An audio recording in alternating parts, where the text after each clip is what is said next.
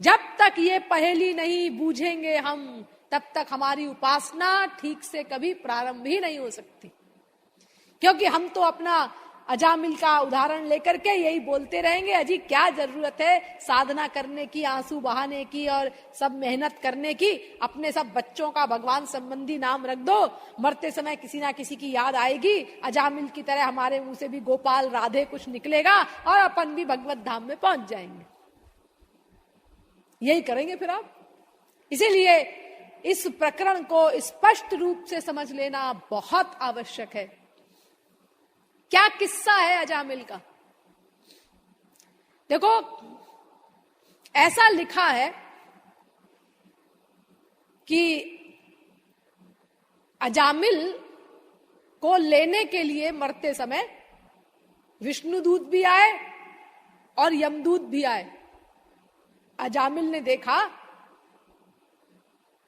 कि यमदूत आए हैं और विष्णुदूत भी आए हैं मुझे लेने के लिए, और उनमें आपस में झगड़ा हो रहा है। वो कहते हैं हम ले जाएंगे इसको, इसने नारायण कहा है इसीलिए बैकुंठ जाने का अधिकारी है, और यमदूत कहते हैं कि नहीं, ये घोर पापात्मा है, इसने भयंकर पाप किए हैं, इसीलिए ये नरक जाने का अधिकारी है, हम इसको नरक ले जाएंगे। ये अजामिल ने देखा कि हमें दोनों लोग लेने आए हैं। अब पहली बात पर तो ये विचार करो कि ये दोनों कैसे आ गए लेने के लिए। विष्णुदूत भी आ गए और यमदूत भी आ गए, और फिर उसके बाद आपने क्या पढ़ा आगे कि विष्णुदूतों ने यमदूतों को भगा दिया कि तुम नहीं ले जा सकते इसको, ये भगवान के धाम में जाने का अधिकारी है, क्योंकि इसने हमारी सरकार का नाम लिया है। तो फिर क्या हुआ? फिर वो यमदूत यमराज के पास गए और यमराज से उन्होंने कहा कि ऐसे कुछ 4 भुजा वाले आए थे, उन्होंने हमको भगा दिया, हम तो अजामिल को ऐसे से लेने गए थे आपकी आज्ञा अनुसार, और वो 4 भुजा वाले कुछ आ गए और उन्होंने हमको मारकर भगा दिया वहां से। तो यमराज ने क्या उत्तर दिया? बिल्कुल ठीक किया उन लोगों ने।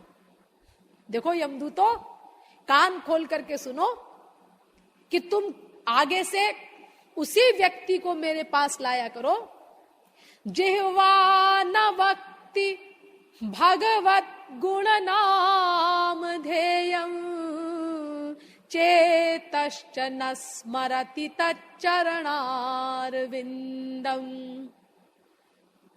कृष्णाय नो नमति यच्छिर एकदापि तानानयध्वमसतो कृत विष्णु कृत्यान्। भागवत 6 स्कंद के 3 अध्याय का 29वां श्लोक। यमराज कह रहे हैं, देखो यमदूतों, तुम लोग मेरे पास उसी व्यक्ति को लेकर के आया करो जिसकी रसना से भगवान के नाम गुण लीला आदि का गायन न होता हो, जिसका हृदय भगवान के चरणार विंदों का स्मरण न करता हो, जिसका सिर भगवान के आगे न झुकता हो, ऐसे व्यक्ति को ही ये 3 बातें जिसके अंदर न हो, उसको तुम मेरे पास लेकर के आया करो। तो क्यों जी, ये जो आप कानून बता रहे हैं, इसके अनुसार यमदूत ऐसे ही व्यक्ति को तो लेने के लिए गए थे। यानी ये जो कानून बता रहे हैं धर्मराज, इस कानून के अनुसार भी अजामिल को भगवत धाम नहीं मिलना चाहिए था, उसको नरक ही जाना चाहिए था। और फिर ये जो यमदूत गए लेने के लिए, ये यमराज ने ही तो भेजा होगा, उन्हीं के दूत है ना। हाँ, तो यमराज ने फिर भेजा क्यों? अगर अजामिल भगवत धाम में जाने का अधिकारी था, तो भी यमदूतों को क्यों भेजा कि जाओ अजामिल को ले आओ? क्या यमराज से भी गड़बड़ हो सकती है कि पहले गलती हो गई और बाद में वो उसका कर रहे हैं करेक्शन? पहली बात तो वो जो बता रहे हैं उसके अनुसार ही है, अजामिल को नरक मिलना चाहिए, क्योंकि उसके अंदर ये 3 बातें नहीं है। उसने घोर पाप किए थे, भयंकर पाप किए पूरी लाइफ, एक वेश्या में आसक्त होकर के, तो इसीलिए वो नरक मिलना चाहिए था उसको, ये जो आप कानून बता रहे हैं उसके अनुसार भी। और दूसरी बात, ये यमदूत फिर गए क्यों लेने के लिए, क्यों भेजा था आपने? अरे यमराज को भी कंफ्यूजन हो सकता है क्या? ये यमराज कौन है? ये यमराज स्वयं भगवान है। भगवान कहते हैं यमो यमयता महम, मैं ही यमराज हूं, मेरा ही एक नाम यमराज है। तो वो भगवान तो अगर उनको महापुरुष भी कहो तो भी भगवान के बराबर सब शक्तियां हैं उनके अंदर, और फिर भगवान कह रहे हैं मैं ही हूं यमराज, यमो यमयता महम। तो भगवान को भी कंफ्यूजन हो सकता है क्या? अरे भगवान तो सबके अंतःकरण में बैठ करके उसके आइडियाज नोट करते हैं। एको देवः सर्वभूतेषु गूढ़ः सर्वव्यापी सर्वभूतांतरात्मा कर्माध्यक्षः सर्वलोकाधिवासः साक्षी चेता केवलो निर्गुणश्च। श्वेताश्वतरोपनिषद 6वें अध्याय का 11वां मंत्र। सर्वभूतेषु गूढ़ः, सबके भीतर बैठे हुए प्रत्येक क्षण के प्रत्येक संकल्प को भगवान नोट करते हैं। द्वा सुपर्णा सयुजा सखाया समानम वृक्षम परिखस्व जाते तयोरन्यः पिप्पलम स्वाद्वत्य नष्टन्नन्यो अभिचाकशीति। श्वेताश्वतरोपनिषद 4थे अध्याय का 6वां मंत्र। समाने वृक्षे पुरुखो निमग्नो निशया शोचति मुह्यमानः जुष्टम यदा पश्यत्यन्यमीशमस्य महिमानमिति वीत शोकः। श्वेताश्वतरोपनिषद 4थे अध्याय का 7वां मंत्र। सुपर्णावेतौ सदृशौ सखायौ यदृच्छयैतौ कृतनीडौ च वृक्षे एकस्तयोः खादति पिप्पलान् मन्यो निरन्नोऽपि बलेन भूयान्। भागवत 11वें स्कंद के 11वें अध्याय का 6वां श्लोक। निरंतर भगवान हमारे हृदय में बैठे हुए प्रत्येक जीव के, उसके प्रत्येक क्षण के संकल्प को स्वयं नोट करते हैं। भ्रामयन् भूत सर्वभूतानि यंत्रारूढ़ानि मायया ईश्वरः सर्वभूतानां हृद्देशेर्जुन तिष्ठति। गीता 18वें अध्याय का 61वां श्लोक। तो जब भगवान सबके हृदय में बैठे हुए सबके प्रत्येक क्षण के प्रत्येक संकल्प को नोट करते हैं तो उनको कंफ्यूजन होने का तो प्रश्न ही नहीं पैदा होता। क्या यमराज को कंफ्यूजन हो गया होगा? क्या वो कह रहे हैं कि भाई वो अजामिल जो है वो मेरे धाम में लायक नहीं है, लाने लायक? ठीक किया उन विष्णुदूतों ने जो तुम लोगों को भगा दिया। ये कैसे हो गया कंफ्यूजन यमराज को? गड़बड़ कैसे हो गई यमराज से? पहली बात, गए क्यों फिर वो यमदूत? और ये दोनों क्यों आए, विष्णुदूत यमदूत? और विष्णुदूत तो ठीक आए क्योंकि वो यमदूत तो ठीक आए क्योंकि अजामिल पापात्मा था। विष्णुदूत क्यों आए? अच्छा, दूसरी बात ये कि ये जो लिखा हुआ है कि अजामिल ने मरते समय भगवान का नाम लिया, म्रियमाणो लिखा है, क्या मरते समय कोई किसी का भी नाम ले सकता है? इस पर विचार कर लीजिए जरा। असंभव। कोई मायाबद्ध जीव मरते समय किसी का नाम नहीं ले सकता, ना भगवान का ना संसार के किसी व्यक्ति का। क्यों? इसीलिए कि मृत्यु का बहुत भयंकर कष्ट होता है, बहुत भयंकर। यद्यपि भोगा है हम लोगों ने वो कष्ट, अनंत बार मृत्यु हो चुकी हमारी, अनादिकाल से हम चल रहे हैं, लेकिन हमें स्मरण नहीं। वो जब मिलती है, वो सुख या दुख जब मिलता है तभी उसका स्मरण रहता है, बाद में उसका स्मरण नहीं रहता। आप बोलते जरूर हैं ऐसे जैसे आपको स्मरण हो रहा हो, लेकिन फैक्ट ये है कि स्मरण नहीं होता। अजी वहां हम गए और उन्होंने कलकत्ता के रसगुल्ले हमारे सामने रखे, मजा आ गया, क्या जायका था उनका। ऐसे बोल रहे हैं जैसे अभी भी जबान पे उसका रस मिल रहा हो। लेकिन वास्तविकता यह है कि इस समय आपको उस जायके का अनुभव नहीं हो रहा है। इसी प्रकार दुख का अनुभव भी उसी समय होता है, बाद में नहीं होता। अरे हमारा एक्सीडेंट हुआ, 4 हड्डियां टूट गई हमारी, वो दर्द हुआ कि क्या बताएं, लेकिन वो बोल रहा है ऐसा, लेकिन इस समय दर्द का अनुभव नहीं हो रहा है उसको। तो मृत्यु का कष्ट हमने बहुत बार भोगा है, लेकिन हमें अभी याद नहीं है।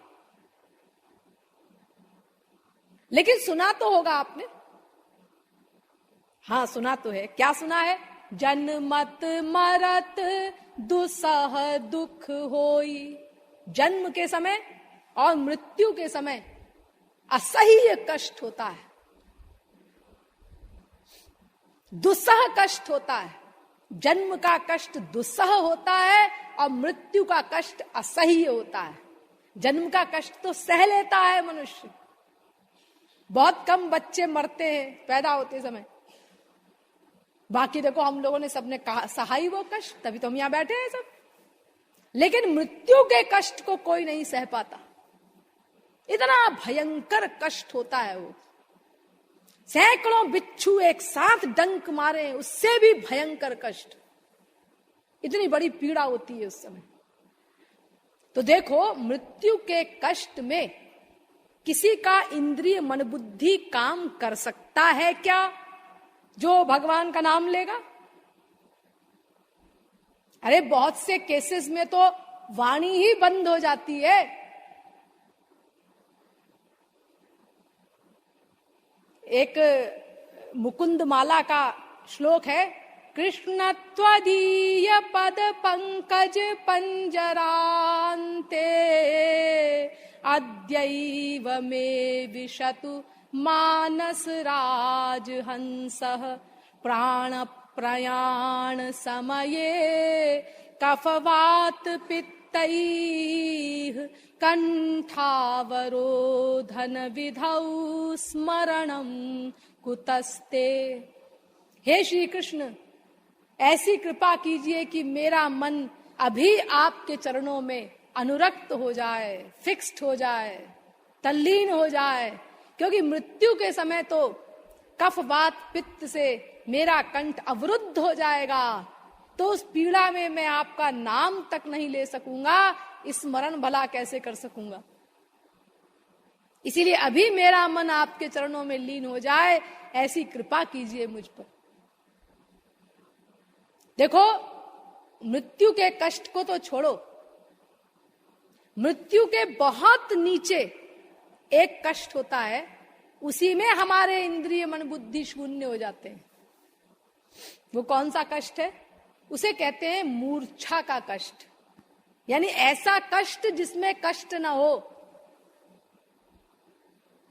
एक व्यक्ति जा रहा है, एक व्यक्ति आया पीछे से, लाठी मारी उसको जोर से, वो चिल्लाया, पीड़ा हुई उसको बहुत। दूसरी लाठी मारी और चिल्लाया, तीसरी लाठी मारी और चिल्लाया, चौथी लाठी जब जोर से उसके सिर पे मारी, अब वो बेहोश हो गया। बेहोश होने का मतलब क्या? बेहोश होने का मतलब कष्ट सहने की अंतिम लिमिट आ गई।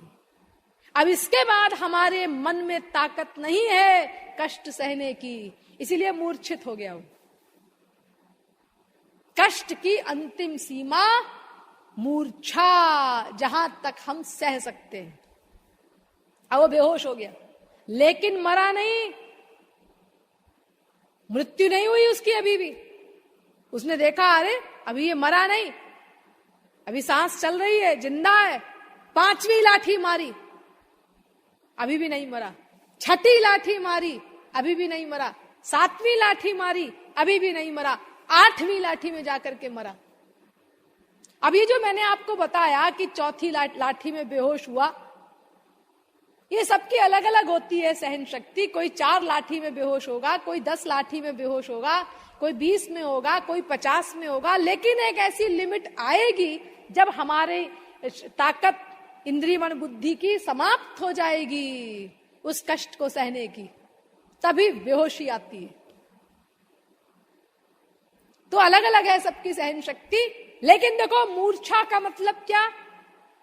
बस इसके आगे हम कष्ट नहीं सह सकते, इसीलिए हम बेहोश हो गए। तो देखो, उस बेहोशी की अवस्था में ही हमारे इंद्रिय मन बुद्धि शून्य हो जाते हैं, कुछ नहीं कर सकते हम, उनका वर्क बंद हो गया। तो फिर मृत्यु का कष्ट तो बेहोशी के कष्ट से बहुत आगे है। उस कष्ट में भला हमारे इंद्रिय मन बुद्धि काम करेंगे? उस कष्ट को ये मन कैसे सहेगा, जब उससे बहुत नीचे के कष्ट में ही ये मन मूर्छित हो जाता है। और जब मन ही मूर्छित हो गया तो बिना मन बुद्धि के इंद्रियां कैसे काम करेंगी? और जब इंद्रियां काम ही नहीं करेंगी तो फिर कोई किसी का नाम कैसे लेगा? कैसे लेगा मृत्यु के समय वो भगवान का नाम या संसार का नाम किसी का भी? अरे देखो, आपने तुलसीकृत रामायण में पढ़ा होगा कि कोटि कोटि मुनि यत्न कराही, अंत राम कही आवत नाही। बड़े बड़े योगींद्र मुनींद्र करोड़ों प्रयत्न करते हैं, बड़े बड़े मुनि, कि अंत समय में हमारे मुख से राम का नाम निकल जाए, यानी भगवान का नाम निकले। बेचारे पूरी लाइफ प्रयत्न करते हैं इसके लिए। और मुनि शब्द उन लोगों के लिए लागू होता है जिनका मन उनके कंट्रोल में रहता है। इतनी ऊंची स्थिति जिसकी हो, उसको मुनि कहते हैं। और वो इतने प्रयत्न करते हैं, पूरे जीवन करोड़ों प्रयत्न करते हैं, तो भी मरते समय उनके मुख से भगवान का नाम नहीं निकलता। सोचो, तो जब इतने बड़े बड़े मुनियों को मृत्यु का कष्ट होता है और उस कष्ट के कारण वो भगवान का नाम नहीं ले पाते पूरे लाइफ प्रैक्टिस करने के बाद भी, तो क्या अजामिल सरीखे घोर पापात्मा को मृत्यु का कष्ट नहीं हुआ जो उसने नारायण कहा? और दूसरी बात ये कि म्रियमाणो जो लिखा हुआ है, मरते समय उसने नारायण कहा। ये मरते समय का मतलब क्या होता है? मरते समय का मतलब ये कि नारायण कहने का जो अंतिम क्षण है वही मृत्यु का क्षण हो, उसमें गैप ना हो जरा भी। 1 सेकंड के करोड़वें भाग का भी गैप नहीं होना चाहिए, वरना वो मृत्यु के क्षण लिया गया नाम नहीं कहलाएगा। यानी जो उसका अंतिम क्षण नाम लेने का, बस उसी क्षण मृत्यु हो जाए, वही मृत्यु का क्षण हो। जैसे वो समझो, रात के ठीक 12 बजे अगर कोई आपसे कहे, पूछे आज 15 तारीख है कि आज 16 तारीख है, तो इसका उत्तर क्या होगा? आज 15 तारीख भी है, आज 16 तारीख भी है। दोनों कैसे हो सकती है? इसीलिए कि जो 15 तारीख का अंतिम क्षण है वही 16 तारीख का पहला क्षण होता है, गैप नहीं होता उसमें। जहां से पहाड़ की ऊंचाई जहां समाप्त होती है, वहीं से उसकी नीचाई प्रारंभ हो जाती है। तो मरते समय भगवान का नाम लेने का मतलब ये होता है कि वो अंतिम नारायण खत्म, यानी वो अंतिम क्षण ही मृत्यु का क्षण हो जाए, गैप ना हो बीच में जरा भी। तो मृत्यु के समय कोई नारायण कैसे कहा होगा अजामिल ने? अरे नारायण कहने में आधा सेकंड तो लगा होगा, हाँ आधा सेकंड लगा होगा, तो ण ही तो कहा होगा उसने मृत्यु के क्षण में। बाकी अक्षर तो पहले कहे होंगे मृत्यु के, क्योंकि मृत्यु के लिए तो वो उस जितनी देर नारायण कहने में लगी उसका करोड़वां भाग भी बहुत है मृत्यु का क्षण बनने के लिए। तो कैसे उसने कहा नारायण? उसमें तो टाइम लगता है। तो फिर मृत्यु के समय लिया गया नाम कैसे हो गया? और अगर कहो कि भाई नारायण अंतिम अक्षर होगा, अंतिम शब्द होगा, उसके बाद अजामिल चुप हो गया होगा, तो ये कौन सी बात हुई? ऐसे तो फिर आप सब लोग भगवत प्राप्ति कर ले। हाँ, भगवान का नाम लेके उसके बाद मौन रख लीजिए, बस मृत्यु आएगी, भगवान का धाम मिल जाएगा। ये मरते समय कहां हुआ? और फिर देखो शास्त्रों में क्या लिखा है, मैंने आपको पहले बताया ना, खाली नाम लेने से भी कुछ नहीं होगा। पहली बात तो मृत्यु के समय कोई मायाबद्ध जीव भगवान का नाम ले, असंभव। इतना भयंकर उसका कष्ट होता है कि उसके बहुत पहले ही मन मूर्छित हो जाता है। और अगर ले भी ले, देखिए मैं आपको बता रही हूं कि बड़े बड़े मुनि भी मृत्यु के समय भगवान का नाम नहीं ले पाते पूरी लाइफ प्रैक्टिस करने के बाद। और आप लोग जब आपके रिश्तेदार कोई मरते हैं, माँ मर रही है या कोई बेटा या कोई, तो आप लोग बहुत तरकीबें भिड़ाते हैं। उसकी छाती पे गीता रख देंगे, उसके मुख में तुलसी का पत्ता डालेंगे, गंगा जल डालेंगे, चारों ओर भगवान की फोटो लगा देते हैं, कीर्तन बजाते हैं कि इसको बैकुंठ मिल जाए। बड़े बड़े योगींद्र मुनींद्र तो भगवान का नाम लेने तक का हिसाब नहीं बैठा पाते, मन मूर्छित हो जाता है, इतने कष्ट का अनुभव करता है कि उसमें कुछ इंद्रियां काम नहीं करती और मन ही करता है। और आप लोग हिसाब बिठाते कि उसको बैकुंठ मिल जाए। वो पूरी लाइफ तो लड़ती रही, गालियां देती रही वो माँ, संसार की गंदी बातें सोचता रहा वो बेटा, और अब मृत्यु के समय उसको ये गीता रखने से और ये तुलसी का दल डालने से, गंगा जल डालने से उसको बैकुंठ मिल जाएगा। इतने भोले लोग हैं और बड़े लच्छेदार शब्दों में बताते हैं आकर के। वो हमारी माँ पहले तो भगवान को बिल्कुल नहीं मानती थी और दिन भर टीवी देखती रहती थी, पड़ोसियों से इधर उधर की चर्चा, वो ऐसी है वो ऐसी है, ऐसा करती रहती थी। लेकिन मरते समय उसने 3 बार कहा राम राम राम और उसके बाद मर गई। ऐसे बोलते हैं, 1-2 नहीं, सैकड़ों तो मुझे मिले हैं ऐसे प्रचार के क्षेत्र में। यानी वो ये सिद्ध करना चाहते हैं कि हमारी मां महापुरुष थी, ऐसे बताएंगे लोग। तो देखो, ये मरते समय कोई भगवान का नाम ले मायाबद्ध अवस्था में, यह असंभव है। और अगर ले भी ले तो भी काम नहीं बनेगा उसका, क्योंकि जैसा कि मैंने आपको गीता के इतने श्लोक बताए, भगवान कहते हैं नाम लेने के साथ साथ मेरा स्मरण भी करे, उसका मन मुझ में तल्लीन हो, तब मेरी प्राप्ति होगी उसको। अंत काले च मामे वस्मरन मुक्त्वा कलेवरम, जो अंत काल में मेरा स्मरण करते हुए मेरा नाम लेता है और शरीर छोड़ता है, उसको मेरी प्राप्ति होती है। ओ मित्येकाक्षरम ब्रह्म व्याहरन माम मनुस्मरन, इस शब्द पर ध्यान दीजिए। गीता कह रही है, बार बार कह रही है, मेरा नाम ले, लेकिन उससे काम नहीं बनेगा, मेरा स्मरण करते हुए शरीर छोड़े। और ऐसा कौन कर सकता है? भगवान का नाम भी ले रहा है और मन को भी उनमें तल्लीन किए हुए है, ये वो कर सकता है, ध्यान दीजिए, ये वो कर सकता है जिसको मृत्यु के पहले भगवत प्राप्ति हो चुकी हो, महापुरुष बन चुका हो, वो ऐसा कर सकता है। इसीलिए कि वो महापुरुष शरीर छोड़ता है स्वेच्छा से। ध्यान दीजिए, ये 2 अलग अलग चीजें हैं।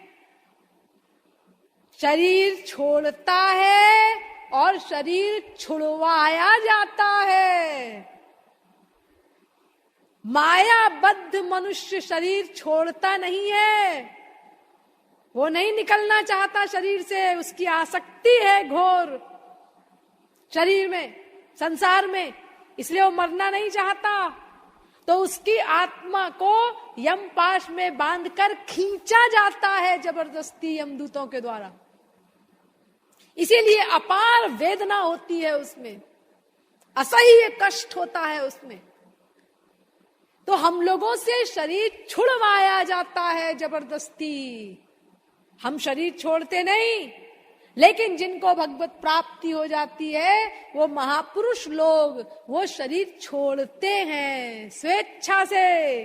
जैसे सांप स्वेच्छा से केचुल छोड़ देता है, उसे कोई कष्ट नहीं होता, ऐसे ही महापुरुषों को शरीर छोड़ते समय कोई कष्ट नहीं होता। इसीलिए महापुरुष लोग भगवान का स्मरण कर सकते हैं, भगवान का नाम ले सकते हैं मृत्यु के समय। इसीलिए देखो ये जो गीता के श्लोक मैंने आपको बताए, इनमें क्या शब्द आया है? त्यजन देहम, जो शरीर छोड़ता है। शरीर जिससे छुड़वाया जाता है ऐसा नहीं लिखा, बड़ी बारीकी है हमारे ग्रंथों में, एक एक शब्द में। हम लोग समझ नहीं पाते, उस गहराई तक हमारा मस्तिष्क नहीं पहुंच पाता। तभी तो एक वास्तविक महापुरुष की आवश्यकता पड़ती है, जो उन शास्त्रों के गूढ़ मर्मों को हमको समझा सके। जैसे हमारे महाराज जी ने मुझे समझाया, हम सब भाई बहन जो प्रचारक हैं उन सबको समझाई ये बारीक बातें, सूक्ष्म बातें, गंभीर बातें, और उनको मैं आज आपके समक्ष रख रही हूं। तो आप सोच रहे हैं हाँ देखो इतनी बारीकी है उसमें, हमने तो कभी ध्यान नहीं दिया। अरे ध्यान बड़े बड़े विद्वानों का नहीं जा सकता, ये तो महापुरुष लोगों का ध्यान जाता है इन सब बातों पर, इतनी बारीक बातों पर। देखो गीता क्या कह रही है, ओमित्येकाक्षरम ब्रह्म व्याहरन मां मनुस्मरन यह प्रयाति त्यजन देहम। जो शरीर को छोड़ता है मेरा नाम लेते हुए प्लस मेरा स्मरण करते हुए, उसे मेरी प्राप्ति होती है। तो ये शरीर महापुरुष लोग छोड़ते हैं। इसीलिए जो शरीर छोड़ता है अपनी इच्छा से, उसे कोई कष्ट नहीं होता मृत्यु का। इसीलिए वो भगवान का नाम ले सकता है, वो भगवान का स्मरण कर सकता है। अरे कर सकता है, क्या होता है, महापुरुष तो हर समय भगवान का स्मरण करता ही है। त्रिभुवन विभव हेतवेप्यकुंठ स्मृति रजितात्म सुरादिभिर्विमृग्यात् न चलति भगवत पदारविंदाल्लव निमिषार्धमपि यह स वैष्णवाग्र्यः। भागवत 11वें स्कंद के दूसरे अध्याय का 53वां श्लोक। अर्थात महापुरुष का मन एक सेकंड के करोड़वें भाग के लिए भी कभी किसी भी अवस्था में भगवान से पृथक हो ही नहीं सकता। निरंतर उसके मन का योग भगवान में रहता है। योग माने जुड़ा रहता है भगवान से, और शरीर से अपना माया के कार्य करता हुआ दिखाई देता है। ये योग माया की पावर से करता है। वो योग माया, देखो इसमें भी साइंटिफिक अर्थ है। योग माया माने ऐसी पावर जो योग रखे भीतर से महापुरुष का भगवान में, और बाहर से माया के कार्य कराए। योग प्लस माया बराबर है योग माया। वो शक्ति होती है महापुरुषों के पास। तो वो तो हमेशा निरंतर भगवान का स्मरण करते ही है। वो मृत्यु के समय ही करेंगे ऐसा थोड़ी ना है। तो उनका तो भगवत धाम वैसे ही रिजर्व्ड है। जिस क्षण उनको भगवत प्राप्ति हुई उसी क्षण उनका भगवान का धाम गोलोक बैकुंठ, जहां के भी वो अधिकारी हैं, जिस भावना से उन्होंने जिस इष्ट देव की उपासना की है, तो उनका तो वैसे ही रिजर्व्ड हो चुका हो। वो चाहे भगवान का नाम ले चाहे ना ले, उससे क्या फर्क पड़ता है उनको। देखो सारे विद्वान लोग ऐसा कहते हैं कि काशी में जो मरता है उसकी मुक्ति होती है, और जो मगहर एक जगह है, मगहर में जो प्राण छोड़ता है उसको नरक मिलता है। तो कबीरदास जी ने कहा, कौन कहता है कि मगहर में मरने से नरक मिलता है और काशी में ही मरने से मुक्ति मिलती है। जो कबीरा काशी मरे तो राम ही कौन निहोर। मैं देखता हूं कौन मुझे नरक देता है, मैं मगहर में ही शरीर छोड़ूंगा। और स्पेशल मगहर गए कबीरदास जी संसार से प्रयाण के पूर्व। कौन दे सकता है महापुरुषों को नरक? उनका तो जिस क्षण भगवत प्राप्ति हुई अनंत काल के लिए भगवत धाम रिजर्व्ड हो गया। तो देखिए, इस प्रकार अब आप लोग समझ गए कि केवल महापुरुष लोग ही मृत्यु के समय भगवान का नाम या स्मरण कर सकते हैं भगवान का, क्योंकि वो स्वेच्छा से शरीर छोड़ते हैं, उनको मृत्यु का कोई कष्ट नहीं होता। बाकी मायाबद्ध जीव चाहे वो मुनि की अवस्था पर पहुंचा हुआ क्यों ना हो, वो मृत्यु के समय भगवान का नाम या किसी का नाम नहीं ले सकता, क्योंकि मृत्यु की पीड़ा इतनी अधिक होती है कि उसके पहले ही, बहुत पहले की पीड़ा में ही जब मायाबद्ध मनुष्य के इंद्रिय मन बुद्धि वर्क करना बंद कर देते हैं, तो फिर वो मृत्यु के समय कैसे वर्क कर सकते हैं कि वो किसी का भी नाम लेगा। तो इसका मतलब फिर ये अजामिल का उद्धार गलत हुआ, गलत हुआ। हाँ जी, अरे उद्धार हुआ ही नहीं अजामिल का, हैं? हाँ, कान खोलकर सुनो, ध्यान दो, अजामिल का उद्धार हुआ ही नहीं। ये जो आपने पढ़ा कि विष्णु दूत आए, यमदूत आए, ये सब सुना आपने, और दोनों में झगड़ा हुआ, और उसके बाद विष्णु दूतों ने यमदूतों को भगा दिया। हाँ, लेकिन क्या उसके बाद आपने ये भी कहीं सुना या पढ़ा कि विष्णु दूत ले गए अजामिल को भगवान के धाम को? ये कहां लिखा हुआ है? अरे दोनों आए और दोनों में बातें हुई, फिर यमदूतों को भगा दिया गया। हाँ, उसके बाद क्या विष्णुदूत अजामिल को बैकुंठ ले गए? नहीं। तो फिर वो मरा कहां? फिर ये कैसे कहते हो म्रियमाणो हरेर नाम गृणन पुत्रोपचारितम? मरा कहां फिर वो? हाँ, अब समझ लो सही सही बात। देखो, ये अजामिल ने एक दृश्य देखा, साइकोलॉजिकली उसको एक ऐसा बीमारी लगी, एक ऐसा अनुभव सा हुआ कि विष्णुदूत और यमदूत आए हैं और उनमें ये बातें हो रही हैं। विष्णुदूत भागवत धर्म का निरूपण कर रहे हैं और यमदूत वर्णाश्रम धर्म का निरूपण कर रहे हैं। किस किस व्यक्ति को भगवान का धाम मिलता है विष्णुदूत बता रहे हैं, और किस किस व्यक्ति को नरक मिलता है यमदूत बता रहे हैं। तो ये सब सुना अजामिल ने, यानी ये उसको एक अनुभव सा हुआ कि ऐसा हो रहा है, एक साइकोलॉजिकल ऐसा अनुभव हुआ उसको, वास्तविकता नहीं।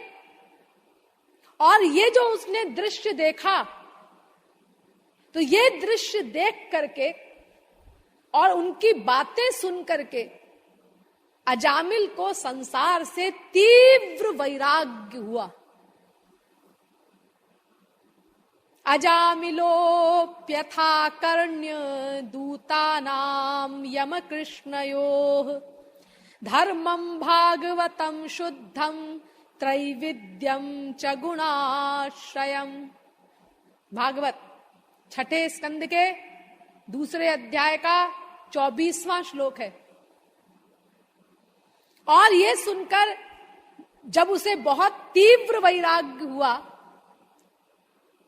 कि अरे, यानी होश आया वो उसको, अजामिल को, कि मैं इतना नीचे गिर गया, मेरा इतना पतन हो गया, मैं किस स्थिति पर था। धृतव्रतो मृदुर्दान्तः सत्यवान मंत्रविच्छुचिः। भागवत में लिखा है अजामिल के लिए, छठे स्कंद के पहले अध्याय का 56वां श्लोक। अर्थात सत्यवादी था, जितेंद्रिय था, बड़ी बड़ी बातें थी अजामिल के अंदर। तो अजामिल कहता है कि इतनी ऊंची स्थिति थी मेरी और इतना पतन हो गया मेरा, घोर कुकर्मी बन गया मैं। उसको घोर पश्चाताप हुआ, तीव्र वैराग्य हुआ और उसने ये निश्चय किया कि अब मैं जाकर के श्री कृष्ण भक्ति ही करूंगा। इति जात सुनिर्वेदः क्षण संगेन साधुषु गंगा द्वार मुपेयाय मुक्त सर्वानुबंधनः। भागवत छठे स्कंद के दूसरे अध्याय का 39वां श्लोक। यानी इस प्रकार तीव्र वैराग्य होने पर वो सब छोड़ छाड़ करके, सब सांसारिक बंधनों से मुक्त होकर के हरिद्वार गया और वहां पर 1 दिन नहीं, 2 दिन नहीं, 10 दिन नहीं, पूरे 1 वर्ष तक उसने श्री कृष्ण की भक्ति की। और चूंकि उसके मन में ये बात बैठ गई थी कि सत्य चीज भगवान ही है, उन्हीं की शरणागति से, उन्हीं की भक्ति से, उन्हीं में अपने मन को तन्मय करने से माया निवृत्ति होगी, भगवत धाम की प्राप्ति होगी। इसीलिए उसने निरंतर तैल धारा वद विच्छिन्न श्री कृष्ण भक्ति की 1 वर्ष तक। उसके बाद उसने शरीर छोड़ा, तब वो बैकुंठ गया। भगवत प्राप्ति पहले हो गई, बाद में शरीर छोड़ करके बैकुंठ गया। ये सब भागवत में लिखा है जो मैं आपको बता रही हूं, और भागवत का अनुवाद हर भाषा में है, इंग्लिश आदि सब में आप लोग पढ़ सकते हैं।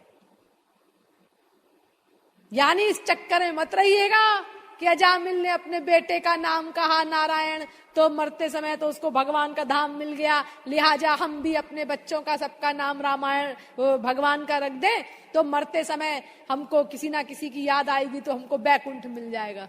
ऐसी धांधलेबाजी भगवान क्या नहीं होती, वरना हम सब लोग बैकुंठ में होते फिर। क्योंकि जैसा कि मैंने बताया, भगवान का नाम तो हम निरंतर ले ही रहे हैं, एक बार क्या अनंतानंत बार ले चुके। फिर सारे शास्त्रों वेदों के सिद्धांत व्यर्थ हो जाते कि कंप्लीट सरेंडर करना होगा, उसी की माया निवृत्ति होगी। कितने सारे प्रमाण देकर के मैंने आपको समझाया है लॉजिक से और हर तरह से। ऐसे ही एक दूसरा आख्यान है वाल्मीकि जी का, उनके बारे में भी लोगों को भ्रम है कि उल्टा नाम जपा जग जाना, वाल्मीकि भये ब्रह्म समाना। देखो, उल्टा नाम जपने से ही, मरा मरा कहने से ही और वो ब्रह्म बन गए, तो फिर राम राम कहो तो फिर क्या बात है। ये तो आपने सुन लिया, उल्टा नाम जपा जग जाना, और बाकी कुछ आपने ध्यान नहीं दिया वाल्मीकि जी की हृदय की स्थिति के ऊपर। अरे वो वाल्मीकि जी की जो गुरु शरणागति थी, जो उनकी भक्ति थी गुरु में, जो श्रद्धा थी, जो भूख थी, क्या उसकी समानता कोई व्यक्ति कर सकता है? उनकी श्रद्धा की, भक्ति की कोई थाह पा सकता है? सोचो, ऐसा कोई व्यक्ति है कि गुरु कहे और 24 घंटे भी एक आसन से बैठ करके कोई भगवान का नाम लेता रहे? 50 बहाने उठा करके, लगा करके हम लोग उठ जाएंगे। लेकिन देखो, वो निरक्षर भट्टाचार्य, राक्षस कर्मा व्याध, और गुरु ने जब कहा कि मरा मरा कहते रहो जब तक मैं लौट करके न आऊं। आप कहते हैं वाल्मीकि बहुत बड़ा पापी था, इसीलिए उसके मुंह से नाम नहीं निकला। वरना ऐसा कोई व्यक्ति तो है ही नहीं जो माँ और रा बोल सके और रा और माँ ना बोल सके। या तो भाई गूंगा है, मरा भी नहीं बोल सकता, लेकिन जो मरा बोल सकता है वो राम क्यों नहीं बोल सकता? तो लोग कहते हैं भाई वो घोर पापात्मा था ना, इसीलिए वो राम नहीं बोल सका। चलो अगर ये भी मान लिया जाए कि ऐसा कोई पापात्मा आज नहीं है 6 अरब में, लेकिन जब गुरु ने उनसे कहा बैठ जाओ और इसी स्थान पर बैठ करके ये मरा मरा तब तक बोलते रहो जब तक कि मैं लौट करके ना आऊं, और वाल्मीकि बैठ गए। कोई बुद्धि नहीं लगाई उन्होंने गुरु की बात में, कोई शंका नहीं की, लघु शंका दीर्घ शंका के लिए नहीं उठे, कोई भोजन नहीं किया, कोई पानी नहीं पिया, न सोए न उठे, कुछ नहीं। आप लोग 24 घंटे भी नहीं आज्ञा पालन कर सकते गुरु की। अरे मैं भी उसी में हूं, आप लोगों के साथ ही। हम लोगों की असलियत ये है। और वो उन्होंने गुरु के आदेश को माना, इतना माना कि हजारों वर्ष बीत गए, यहां तक कि सारे शरीर को दीमक खा गए, हड्डी हड्डी बची, इसीलिए उनका नाम वाल्मीकि पड़ा। लेकिन एक बार भी मन में गुरु के खिलाफ डाउट नहीं पैदा हुआ कि कहीं गुरु ने मुझे बेवकूफ तो नहीं बना दिया। सोचो, ऐसी शरणागति, इतनी श्रद्धा, इतनी भक्ति कौन था पा सकता है वाल्मीकि की? अरे भगवान की शरणागति हो जाए चाहे गुरु की शरणागति हो जाए, बात तो एक ही है। आप लोगों ने बहुत से किस्से सुने होंगे। एक आरोणी थे, तो गुरु ने कहा अपने शिष्यों से, बहुत पानी बरस रहा था, तो उन्होंने कहा कि देखो वो खेत में पानी भर जाएगा, धान बोना है वहां पर, और बहुत पानी बरस रहा है, तो मेड़ को तोड़ करके पानी बह रहा होगा, अंदर आ रहा होगा, तो तुम लोग जाकर के जरा मेड़ को बांधो, पानी अंदर ना आने पाए, नहीं तो फिर कैसे धान बोए जाएंगे, क्या खाओगे तुम लोग? तो एक एक करके सब शिष्य गए, गुरु ने भेजा और मिट्टी रखी, उन्होंने प्रयत्न किया, लेकिन इतना तेज बहाव था पानी का कि वो मिट्टी सब बह जाए, कोई सफल ही नहीं हुआ। अंत में आरुणि को बुलाया गुरु ने। इनको कोई शास्त्र वेद का ज्ञान नहीं था, बिल्कुल ऐसे ही अपर गंवार थे, भोले भाले सीधे साधे, बस गुरु की शरणागति थी, सेवा करते थे गुरु की। और इनसे कहा कि बेटा कोई मेड़ नहीं बांध पा रहा है, जरा तू तो जा देख, अगर पानी भर जाएगा तो कैसे खेती होगी, कैसे धान बोया जाएगा, फिर तुम लोग क्या खाओगे? आरुणि गए,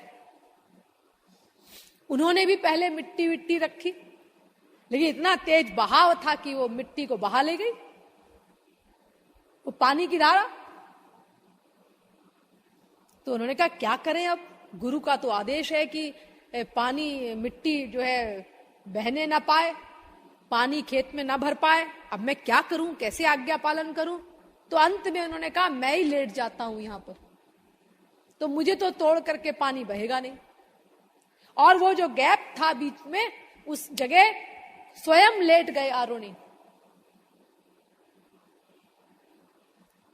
अब पूरी रात उसी तरह लेटे रहे और बड़े प्रसन्न कि हाँ देखो पानी रुक गया, अब नहीं जा रहा है, अब गुरुजी को दुख नहीं होगा। सवेरे वही गुरु की सेवा करते थे, तो जब नहीं आए तो गुरु ने कहा कि अरे वो आरुणि कहाँ है? तो शिष्यों ने बताया कि गुरुजी वो गया था मेड़ बांधने के लिए, लौटा नहीं फिर रात में। तो स्वयं गए गुरुजी सवेरे सवेरे शिष्यों को लेकर के, अंधेरा था उस समय, और उन्हें आवाज दी बेटा आरुणि। तो उन्होंने उत्तर दिया गुरुजी मैं यहां हूं, आपकी आज्ञा हो तो मैं आ जाऊं उठ के, लेकिन फिर पानी भर जाएगा खेत में। तो स्वयं गए गुरुजी वहां और आंखों में आंसू आ गए उनके। उन्होंने उसको उठाया, हृदय से लगाया, उसका शरीर अकड़ गया था ठंड से, पूरी रात पानी में पड़े पड़े। गुरुजी की आंखों से आंसू बहने लगे। उठा के उसको हृदय से लगाया, उसके सिर पे हाथ फेरा और हाथ फेरते ही समस्त शास्त्रों वेदों का ज्ञान हो गया तुरंत उसको, आरुणि को। ये शरणागति जो है, ऐसी शरणागति वाल्मीकि की थी। तो चाहे गुरु की शरणागति हो, चाहे भगवान की शरणागति हो, बात तो एक है। हम लोग ये देख लेते हैं बस, उल्टा नाम जपा जग जाना, वाल्मीकि भय ब्रह्म समाना, ये तो बोल दिया, लेकिन कितनी शरणागति थी उनकी गुरु के प्रति, इस बात पर ध्यान नहीं दिया हमने। तो वो जो उनका कल्याण हुआ वो गुरु शरणागति के कारण हुआ, वो उल्टा नाम जपने से नहीं हुआ खाली, वो गुरु आज्ञा पालन से, मन को गुरु के साथ गुरु में तन्मय कर देने से, बुद्धि को गुरु की बुद्धि से जोड़ देने से 100% उनका कल्याण हुआ। इसीलिए, और अजामिल के बारे में भी मैंने आपको बता दिया कि भक्ति से ही उसको भगवत धाम की प्राप्ति हुई। इसीलिए जो आख्यान है इस प्रकार के, इनको हमको गलत ढंग से नहीं लेना चाहिए। वो भक्ति करनी कंपलसरी है, रूप ध्यान करना कंपलसरी है, और सही सही करना है। जैसा कि मैंने आपको बताया, रूप ध्यान करते हुए भगवान के नाम गुण लीला आदि का संकीर्तन व्याकुलता पूर्ण हृदय से गाओ, आंसू बहाओ भगवान के लिए, तब अंतःकरण शुद्ध होगा। और इन आंसुओं से ही हम लोग बचना चाहते हैं, अहंकार के कारण। वरना क्या है, जरा सा कोई रिवॉल्वर लेकर के खड़ा हो जाए तो फिर एक अरबपति हो, खरबपति हो, कोई हो, देखो कैसे दीन बन जाता है, गिड़गिड़ाने लगेगा, मुझे मारो मत, मुझे मारो मत। अब कहां से दीनता आ गई? एक ये नश्वर शरीर के लिए तो तुम तुरंत दीन बन गए, अहंकार छोड़ करके। और भगवान और गुरु के आगे दीन बनने में लज्जा आती है, वहां अहंकार आड़े आता है। ये अहंकार ही तो हम लोगों के आंसू नहीं आने देता। इसी अहंकार ने हमारे अनंत जन्म बर्बाद किए। Egotism is like a cloud that keeps God hidden from our sight. If by the mercy of Guru, egotism vanishes, God is seen in his full glory. Paul Deussen. अहंकार के कारण ही भगवान की प्राप्ति हमको नहीं हो पा रही है। अहंकार हटे, बस तुरंत दर्शन हो जाए भगवान का, हम अधिकारी बन जाए। क्योंकि जब अहंकार हट जाएगा तो फिर मौसम कौन कुटिल खल कामी जब हम बोलेंगे तो हृदय से बोलेंगे, तो फिर हमारे आंसू आएंगे और उन आंसुओं से हमारा अंतःकरण शुद्ध होगा। और अगर आंसू नहीं आए तो फिर सब बेकार है। आप ये कह सकते हैं कि नथिंग से समथिंग अच्छा है। एक आदमी बैठ करके गप्पे मार रहा है और आप बैठ करके हरे राम कर रहे हैं, ठीक है, उससे अच्छे हैं आप, लेकिन ये उपासना नहीं है। क्योंकि उपासना माने तो होता है उप प्लस आसन, भगवान के समीप जाना। और ये समीप कौन जाएगा? मन जाएगा। मन से जाएंगे ना आप। तो अगर मन आपका समीप नहीं जा रहा है भगवान के, तो फिर भगवान की कृपा कैसे होगी? फिर आपका मन शुद्ध कैसे होगा? यो समझो कि जिमि हो शीत निवृत्त तिन, जिन ढिग अग्नि सिधार, राधे राधे। तिमि हो कृपा तिनहि जिन, मन जाए हरिद्वार, राधे राधे। भक्ति शतक। जैसे आग है और आप ठंड में कांप रहे हैं, तो जो जो आप आग के समीप पहुंचेंगे, क्यों त्यों आपकी ठंडक दूर होगी, गर्मी आएगी। जितना आप आग के समीप जाएंगे, ऐसे ही जितना अधिक आपका मन भगवान में जाएगा, जितने समीप मन से पहुंचते जाएंगे आप भगवान के, उतनी ही मात्रा में भगवान की कृपा होती जाएगी आपके ऊपर, उतनी मात्रा में आपका मन शुद्ध होगा, उतनी मात्रा में आपके अंदर विरह पैदा होगा भगवान के लिए। और ये कंपलसरी है। मायाधीन मलिन मन है अनादि कालीन, राधे राधे। हरि विरहानल धोय जल, करु निर्मल बनि दीन, राधे राधे। भक्ति शतक।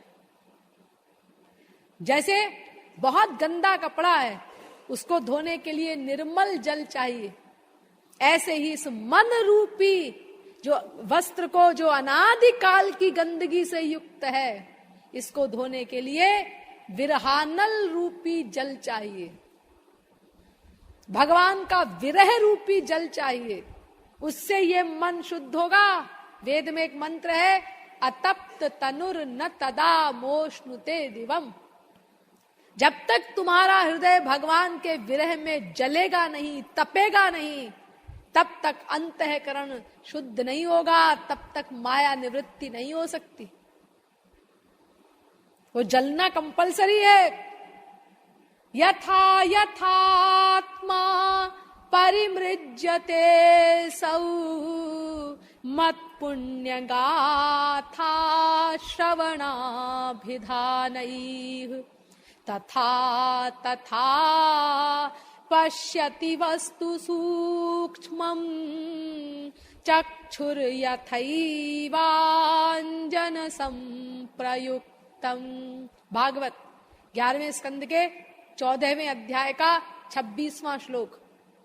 यथाग्निना हेममलं जहातिद्मातं,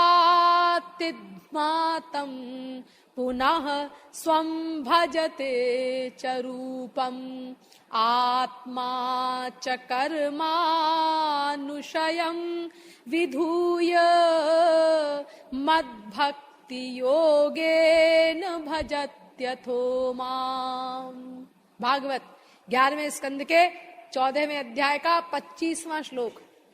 यानी जैसे आग में सोना डाला जाता है, तो आग में जल करके क्या होता है, जितना उसमें एक्स्ट्रा चीजें होती हैं वो सब जल जाती हैं और प्योर सोना बचता है, चमकता हुआ।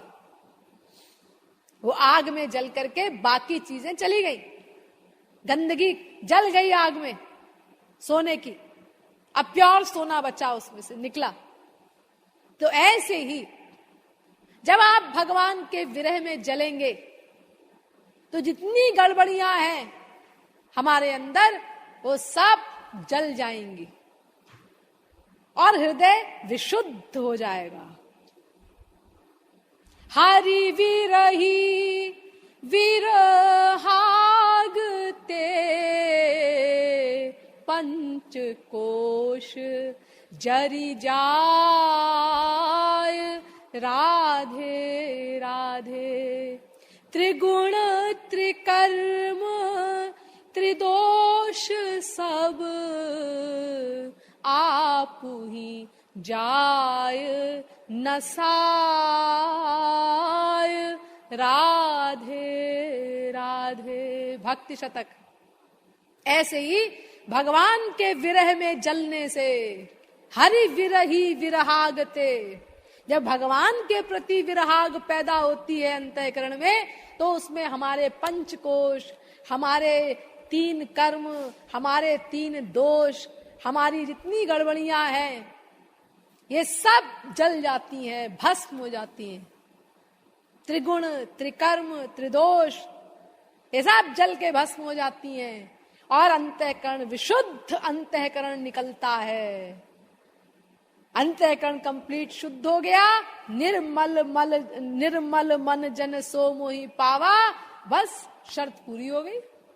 इसीलिए ये भगवान के विरह में जलना कंपलसरी है, इसीलिए विरह वेदना कंपलसरी है। इसीलिए महापुरुष लोग कहते हैं आंसू बहा करके भगवान के लिए संकीर्तन करो।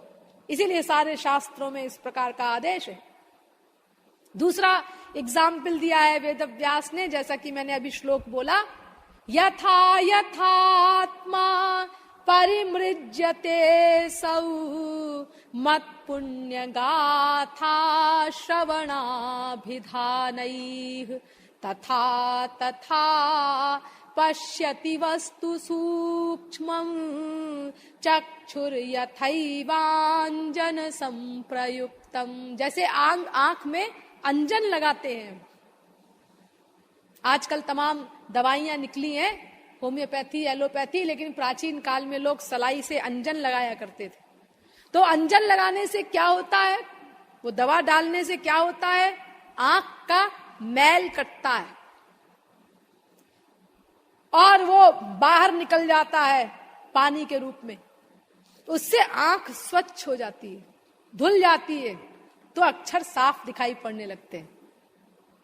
ऐसे ही जब हृदय में आप विरह का अंजन लगाएंगे तो उससे अंतःकरण रूपी आंख का मैल कटेगा, वो आंसुओं के रूप में बाहर निकलेगा और उससे अंतःकरण शुद्ध हो जाएगा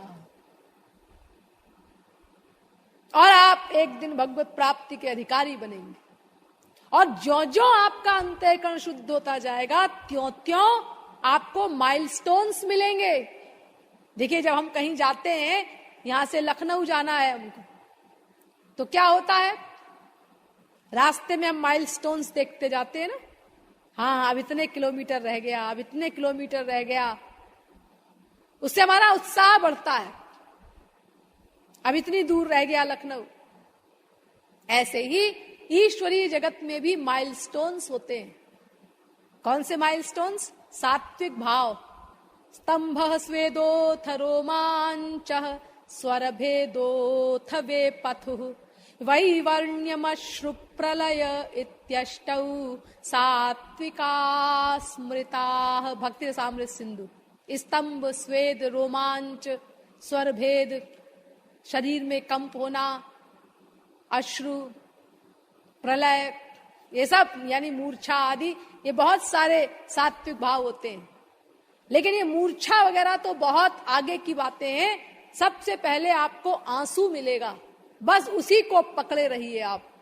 ये आंसू 2 प्रकार का मिलेगा, एक ठंडे आंसू और एक गर्म आंसू। भगवान मिल रहे हैं हमको, आलिंगन आदि मिल रहा है।